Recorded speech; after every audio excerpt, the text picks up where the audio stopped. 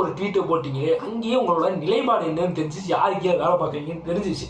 அதுக்கப்புறம் governor issue, அதாவது முதல்ல தமிழ் தாய் வாழ்த்து போட்டுட்டாங்க, நேஷனல் ஆந்தம் போடலை அப்படின்றதுக்கே அந்த கவர்னர் வெளிநடப்பு செய்கிறாரு. இந்த இன்சிடெண்ட்டை தமிழகத்தில் எல்லாருமே பாராட்டிகிட்டு இருக்காங்க. ஏன்னா நம்ம இந்தியாவில் பிற மாநிலங்களில் கவர்னர் ஆட்சி நடந்துகிட்டு இருக்கு, மக்களால் தேர்ந்தெடுக்கப்பட்ட பிரதிநிதிகள் எங்களுக்கு பவர் இல்லை, எங்களை ஆட்சி பண்ண விட மாட்டேங்கிறாங்கன்னு போராட்டம் பண்ணிகிட்டு இருக்க. இப்போ தமிழ்நாட்டில் இவ்வளோ ஸ்ட்ராங்காக இந்த கவர்மெண்ட் இருந்து கவர்னரையே ஓட வைக்கிறாங்க அப்படின்றத எல்லாரும் பாராட்டும் போது, இவர் மட்டும் வித்தியாசமாக தமிழக அரசும் கவர்னரும் இந்த மாதிரி பிரச்சனை பண்ணிட்டு இருக்கிறது வந்து சனநாயகத்துக்கு நல்லது இல்லைப்பா அப்படின்னு வீட்டு போறாரு. கவர்னர் பதவியே சனநாயகத்துக்கு அகேன்ஸ்டானதுன்னா போய் படி, ஓன் கட்சி கொள்கையை படி. அதாவது டிஎம்கேவோட கட்சி கொள்கையில இருக்கும் கவர்னர் பதவி இருக்கக்கூடாதுன்றது, சுயாட்சி மாநில சுயாட்சி வேணுன்றது. அதை காப்பி அடிச்ச உன்னோட கட்சி கொள்கையிலேயே அதே இருக்கு. அதுவே தெரியாம இப்படி வந்து உளறிக்கிட்டு இருக்கு. அதான் என்ன எழுதி கொடுத்துருக்காங்க, என்னத்தை படிக்கணுன்றது புரிஞ்சு படிச்சா தெரியும். எழுதி கொடுக்குறத அப்படியே படிச்சுட்டு இருந்தா என்னத்தை புரியும்?